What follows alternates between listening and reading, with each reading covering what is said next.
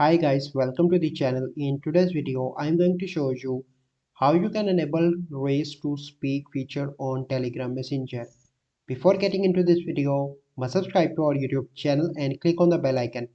So the first step you simply need to do is to open Play Store, and here you need to search for the Telegram and open Telegram. Click on open, and then you need to click on three bars in the top left, and then you need to click on settings. Here you need to scroll down and click on chat settings.